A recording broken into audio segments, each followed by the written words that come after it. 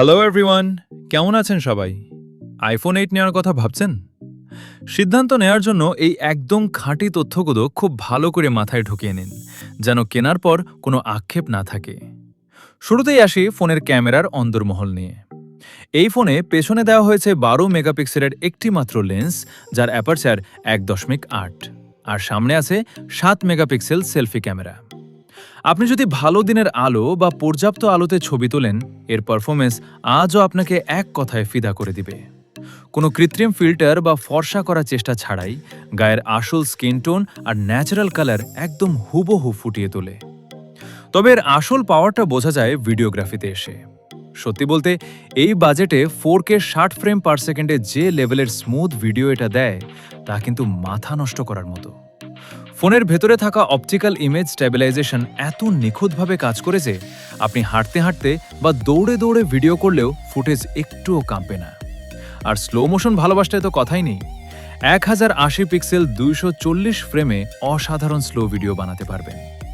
তবে বাস্তবতা হলো, ক্যামেরায় বড় কিছু সীমাবদ্ধতাও আছে। সবচেয়ে বড় ধাক্কা হলো, এতে কোনো নাইট মোড নেই। আলো কমলেই বা রাতের বেলা ছবি তুলতে গেলে ছবিতে প্রচুর নয়েজ আর ঘোলাটে ভাব চলে আসবে। আর পেছনে একটাই লেন্স থাকায় ওয়াইড অ্যাঙ্গেল ভিউ বা পেছনের ক্যামেরা দিয়ে ব্লার করা পোর্ট্রেট ছবি তোলার আশা করা ভুল হবে। তাহলে এত সব হিসেব নিকেশের পর আইফোন 8 আসল অর্থে কাদের জন্য সেরা? 1. যারা খুব কম বাজেটে ইউটিউব, ফেসবুক বা রিলসের জন্য কাঁচের মতো পরিষ্কার 4K ভিডিও শুট করার একটা পাওয়ারফুল ক্যামেরা ডিভাইস খুঁজছেন। 2.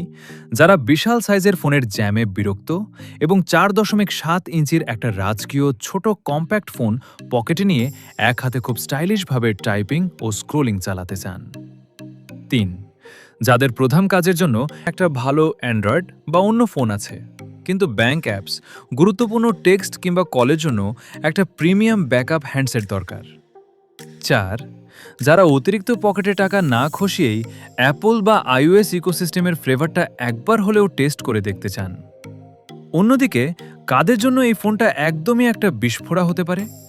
প্রথমত, হার্ডকোর গেমারদের জন্য।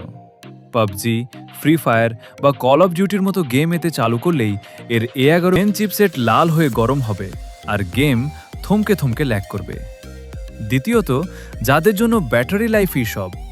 এর 1821 মিলিঅ্যাম্পিয়ারের চুনোপুটি ব্যাটারি দিয়ে সারাদিন চলা স্রেফ অসম্ভব।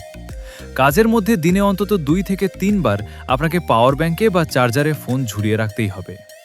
এবং তৃতীয়ত, যারা বড় ডিসপ্লেতে মুভি দেখতে ভালোবাসেন, পুরনো আমলের হোম বাটন বা চওড়া বেজেল অপছন্দ করেন, কিংবা লেটেস্ট সফটওয়্যার আপডেট চান, তাদের জন্য এই যুগে এসে আইফোন 8 কেনাটা স্রেফ পকেটে টাকা জলে ফেলার মতোই বড় ভুল সিদ্ধান্ত হবে। ভিডিওটি ভালো লাগলে ভিডিওতে একটি লাইক দিন এবং চ্যানেলটিকে সাবস্ক্রাইব করে পাশে থাকবেন। ধন্যবাদ।